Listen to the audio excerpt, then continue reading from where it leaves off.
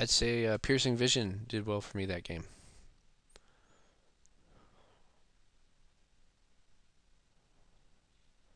Okay, nice idea, but this game's not going to be won by due respect, so we're gonna set that aside. And I'm seriously considering taking out a Brass Squire because I would rather draw just about anything else in my deck. We'll go ahead and put in a Silk Claw. Any extra damage I can get, any extra targets that fly for the Carapace or the Necropouncer are good things. Good things to have.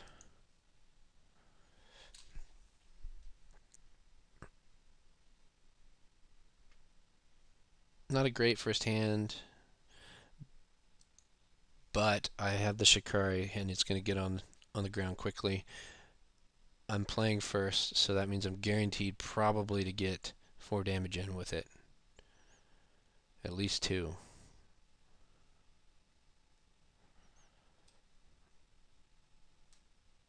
Yeah, at least 2. And more than likely I'll get to Tezzeret's Gambit early. And my opponent mulligans. Fantastic. That means we're even on cards and I'm ahead on playing. And Gremlin Mine is not a card that I'm particularly afraid of. I don't have a lot of artifact mana. I mean, that's one of the benefits to not having many Phyrexian casting cost cards is that Gremlin Mine is really effective against things like the Tanadon, which is going to kill outright. Whereas it's less effective against my 1 Porcelain Legionnaire and my Mere Battle Sphere, I think, are the main artifacts that I've got as tools in my deck. Okay, so big question here is, do I go ahead and play out the Gambit, or do I do keep mana for rebuttal? I'm going to keep mana for rebuttal because I can counter a removal spell, which he very likely will have land for next turn with the rebuttal, and that means that Shikari is going to be consistently bringing him down in life total. Plus, I don't need to pay the life for Tezzeret's Gambit if next turn I get the 2 cards anyway. So I'd much rather save my counter mana here.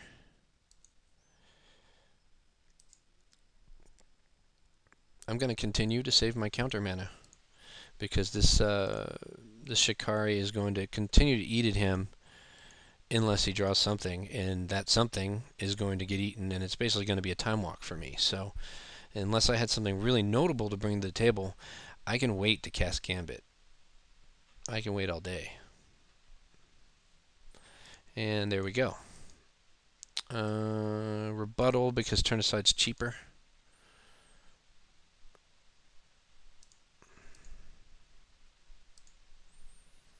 And now, since I can keep mana open, I'm going to play Gambit because turn aside will block anything that I don't want to have happen to my little cat. This is great. I can play Herald next turn. I probably won't, though. I'll play the Sky Hunter so that I can leave turn aside mana open. Now, if turn aside is used this turn, then Herald comes to the table.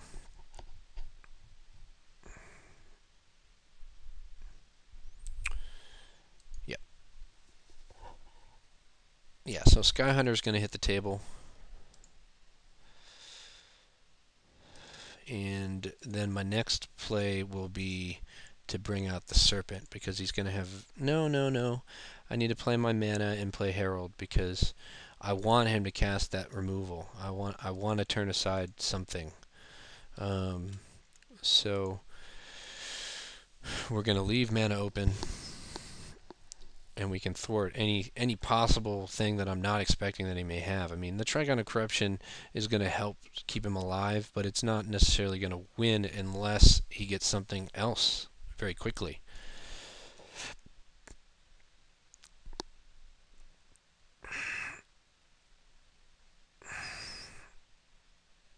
Okay, so now we get our Herald out. We've got turn aside mana.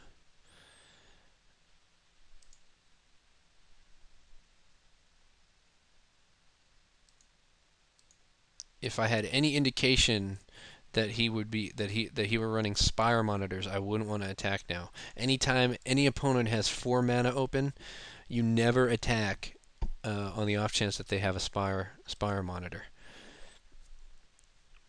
I have no reason to think in the last with the last couple games that I played that my opponent has that, so I can attack without fear. Okay, so he's gonna punify my men. I didn't turn aside that because I'm more scared at this point of spread the sickness, which he's probably setting up for. Because if he spreads the sickness right now, he kills my whole board unless I turn it aside. So turn aside has counted as a time walk for me in this instance, and it's also kept him from doing something very important that he needed to do,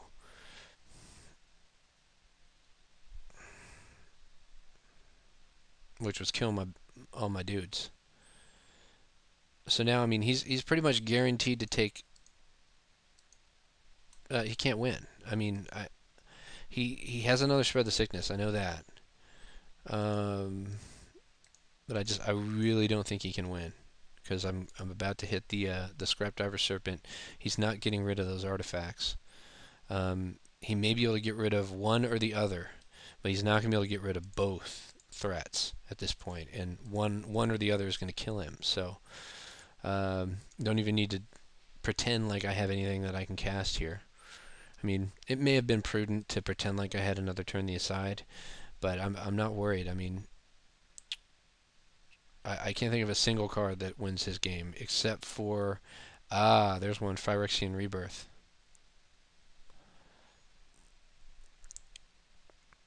And that does actually stand a pretty good chance of hurting me if he does have Phyrexian Rebirth. But he would have casted it by now if he had it. He wouldn't be sissying around over there.